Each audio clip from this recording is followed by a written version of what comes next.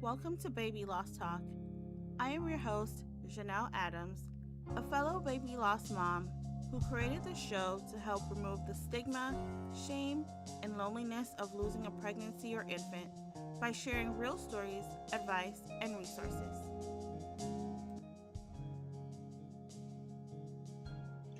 Welcome to episode 7 of Baby Loss Talk. I'm so happy that you're here. Today is going to be a mini episode. It's just me. There's no guest today. And I want to do a few of these here and there to provide advice. Sharing stories is very, very important. And that's what helps a lot to not feel like such an anomaly within our own stories. But I also want this platform to be one of advice, and I would love to do a Q&A episode in the future, so I'm going to put that out there. And if you guys have questions that you want me to answer on the show, I would love to do that. But today I wanted to talk about a topic that's come up within my own journey, within a lot of the journeys of the women who have been on the show, who've been sharing their stories, and just from what I've seen online, and just seeing from being an observer. And it doesn't just happen in this case when it comes to baby loss, but as a society, like, we don't allow people to be sad, which is strange, because we were all born with a variety of emotions that we're meant to use, all of them, even the ones that don't feel so comfortable. We're supposed to be happy sometimes, sad sometimes, and all the other emotions that, God gave us. But sadness is something we have to go through depending on the situation. But it makes people feel so uncomfortable that sometimes they tell you not to be sad in situations where you're supposed to be sad. And it's weird. Like, we really got to cut that out. I will share an example of something that happened to me maybe 2 days after my daughter passed away. So, like, literally hours after I got out the hospital. So I got out my hospital. My daughter was born on July 2nd, 2011, and I got out of the hospital so she was born and passed away on the same day. She lived for a few hours, and I got out of the hospital on 4th of July, and I don't know whose idea this was for me to go to this family barbecue, but I guess they thought that it would be good for me to be outside, get fresh air, and be around other people. Was it a bar? It was some kind of family. I don't even know, because I was so out of it. But anyway, so I'm at this close family friend's house, and they know what happened, and I am still in shock, or I don't even know what emotion I was in, but they know what happened. And one of the first things that one of these close family friends said to me was, "Don't be sad, you'll have another baby." Girl, what? Okay, first of all, let's break this down. So I just carried a baby in my body, planned out their entire future, because that's what happens when you get pregnant. You start thinking about the future, you pick out names, you start thinking about how you're going to rearrange your home, you start making plans and what the holidays are going to look like. And as a woman, you're carrying the baby in your body. Like, you are attached to this person, literally, right? They are a part of you. So this baby that I have loved since the day I found out I was pregnant and carried with me for months. And 2 days ago, at this point, this baby was born extremely prematurely and then dies a few hours later in the same day. and then 2 days later, you're telling me to not be sad. Does that make sense? I don't think so. I think that's a pretty traumatic thing to experience. I mean, no? So, um, I don't understand why people would say not to be sad, right? Like, this isn't even making sense to me. Okay. And then the second part of that phrase was, you'll have another baby, as if having another baby is going to take away all the feelings that I've felt in these 2 days, the trauma that I went through, and then all of the emotions that are to come, because grief is the body's natural response to loss. When you experience loss, you're gonna grieve, whether it's the loss of a baby, a marriage, it can even be a job, it can be your pet. But when you lose something, you are going to grieve no matter what. Like, you can't skip that process. You can't pretend like it didn't happen, because that grief is going to come back and bite you in the ass at some point. So you have to allow your body to grieve.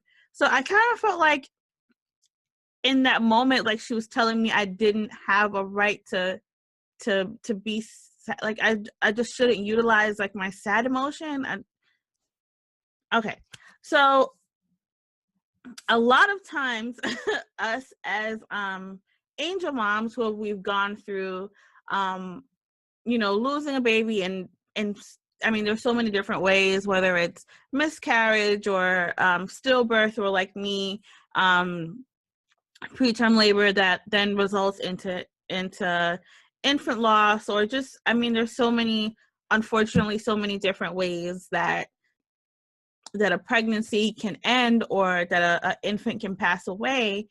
But telling someone not to be sad as a way of comforting them is hurtful. It's not helpful at all, because guess what? This person has to be sad.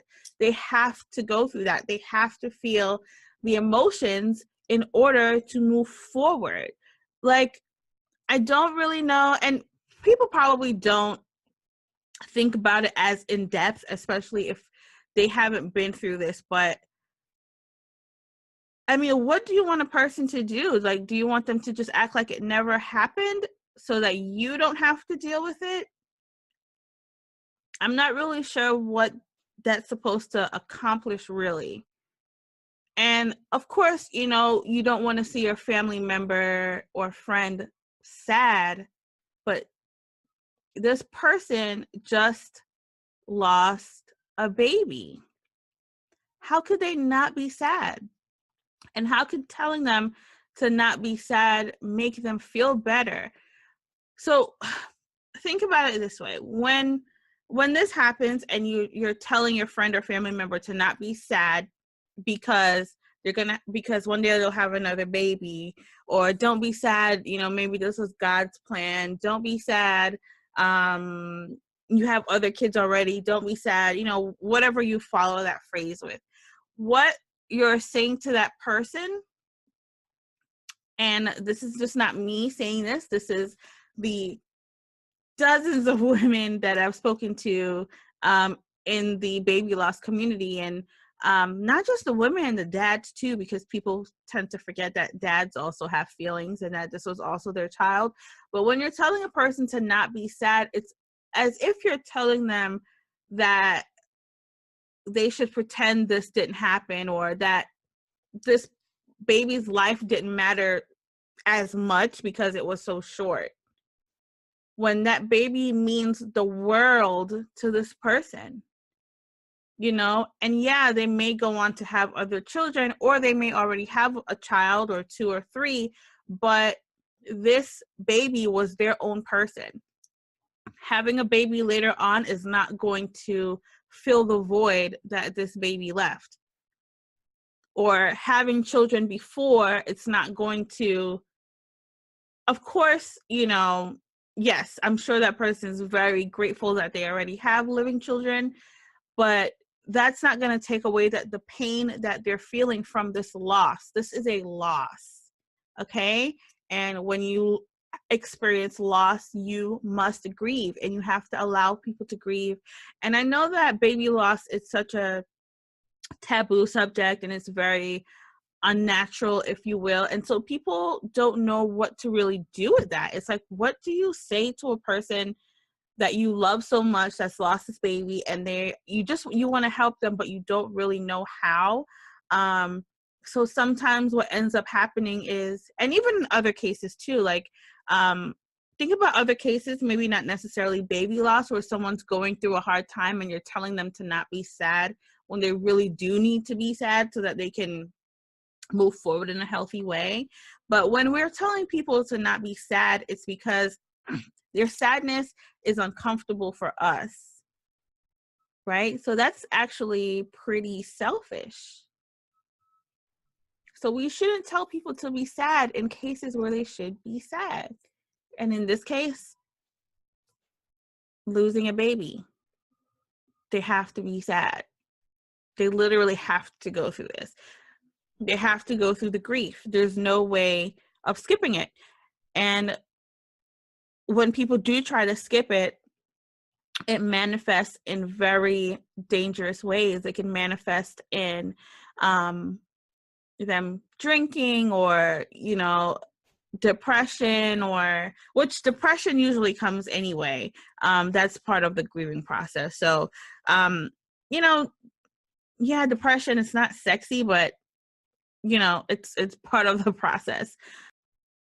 I understand that it's hard watching someone you love go through this, because you feel helpless and there's nothing you can really do or say to fix it. But you don't have to fix it for them. It's not for you to fix. It's just helpful for you to be there and to be a shoulder to cry on. And you really don't have to try to wrap this in a bow and make sense of this for that person, because that's going to come in time, either from their doctors or from God. Every time I've surveyed the baby loss community, one of the phrases that they feel that is most helpful, unhelpful and annoying would be, everything happens for a reason. I mean, oh my God, telling someone that just went through something traumatic is just not, it's not something that makes sense, because I mean, did they get the baby, or they given the baby to carry just to, like, I mean, you know what I mean? Like, there's just no logic behind it. And again, we do say these phrases a lot in most circumstances when we're trying to comfort people, but when it comes to losing a baby and hearing things like this, it's just so hurtful. Or maybe it wasn't your time. Like, what does that mean? If it wasn't my time, then why did I get pregnant in the first place? Like, I can probably do an entire episode on phrases that we hear the most, that are the most unhelpful and hurtful, or again, you'll have more kids, like, that doesn't help. All these things don't take away the pain, and they don't soothe the pain either. The best thing to do as a friend or family member of someone who is unfortunately going through this is to just be there. You can do helpful things like, helping your friend or family member around the house, because sometimes physically, because of the loss, they just may not be able to do it, depending on what their body went through, or sometimes they're just so depressed that they're bedridden. I know that happened to me. I just could not get out of bed. It was like the hardest thing of life. Helping them to unsubscribe from baby email lists that they may have signed up for, helping with grocery shopping, cooking, like basic things that you think a person wouldn't need help with, they need help with, because they just went through something very traumatic and it just may be hard. offering to go like walking with them or getting them in a physical activity. Just simple things, offering to go with them to get their nails done or have a spa day, just things that will make them feel good. You don't feel pressure to come up with the solutions to all these questions that they have, because the generic things that we usually say, it's not going to be helpful in this case at all.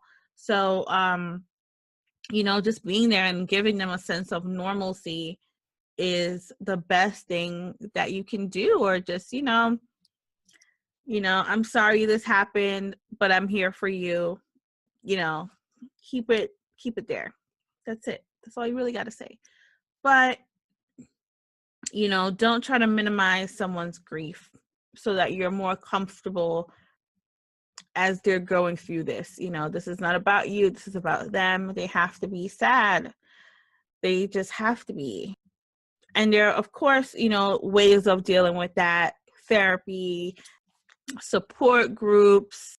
There are different things out there that can help them to deal with their grief in a healthy way, but they cannot skip the grief. They can't skip the sadness. And they have to go through it, because if they don't, it's going to show up in their life in another way, and it's going to be very unhealthy and sometimes detrimental to themselves or to their marriages or to other friendships and relationships. So yeah, grief, it's a bitch, but grief is a sister of loss. They come together. So it's just, if loss happens, grief is showing up, point blank, period. I've seen friendships deteriorate because during the grieving process, a friend might say something that they think is helpful, but it's really hurting the baby lost mom to the core. Even what I shared with you guys earlier, I'm never going to forget that.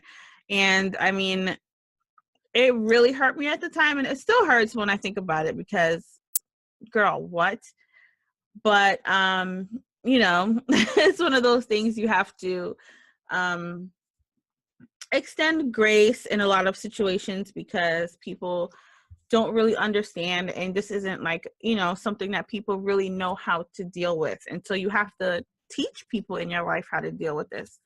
So I've forgiven a lot of people for a lot of things that they have said or done that they didn't realize and still haven't realized were very hurtful to myself or my husband. There are definitely I can think of one person in particular that my husband is just like, listen, that person is dead to me. Like, I know I'm supposed to forgive people, but it's not happening. Just be mindful of your words, and just be there for your friend. Don't shut them out. Don't act like they don't exist, because you don't want to deal with the sadness and stuff like that. You can still be there for them, and the best way to be there for them, and a lot of times, is to ask them how they would like you to show up in their lives for them. That is it for this mini episode of Baby Loss Talk. And I do want to quickly share with you guys that I'm going to be or I have been working on something amazing, which is, I want to say it's been years in the making. Affirmations have been very helpful in my personal healing process. And I've introduced affirmations to a lot of people in my life who've gone through baby loss as well. I've shared the exact affirmations that helped me, which has now gone on to help other people. And so I ended up deciding to create a stack of motivational cards for the baby loss community. So it's going to be a stack of 30 cards. And if you're watching the video, you can see. If you're listening via the podcast, I would suggest watching the video so you can see what this looks like. On the back of each card is a different affirmation or just positive phrase that is going to help you to push through for the day. And I think I'm going to actually do an entire episode on affirmations because they're so powerful and so helpful during the healing process. But if you do want to learn more about these cards, they're going to be going up for pre-sale very soon. And you can join the list to be the first to know when that pre-sale is going to hit. And that list can be found at bit.ly/BABYLOSS card list.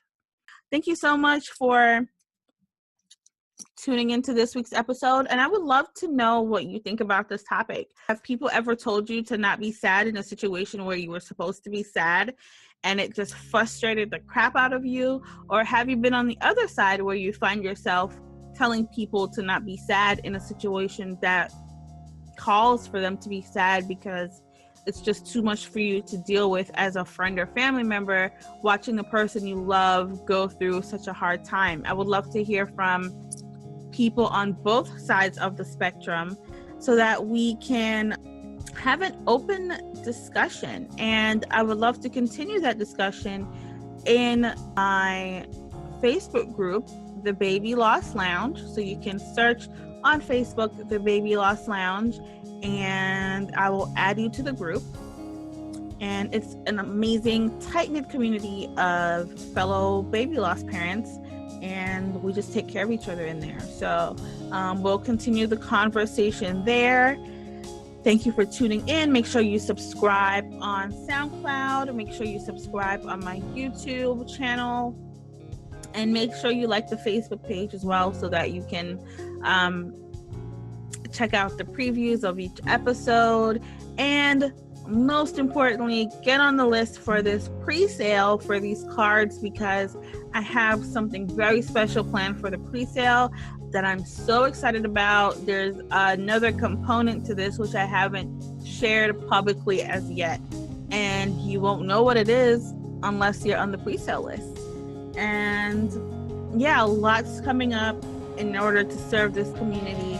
And again, thank you so much to all of you that support the show, all of you who've been sharing the show with your friends and family members on social media. I really do appreciate it. Thank you for being a part of the conversation.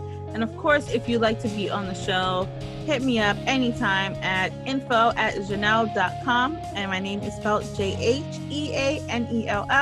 And of course, all episodes of Baby Loss Talk can be found on janelle.com by clicking the Baby Loss Talk tab. So I love you guys. Thank you for watching. Thank you for listening. And let people grieve in peace, man. It's part of life. You know, it sucks, but it's part of life. Have an amazing rest of your day.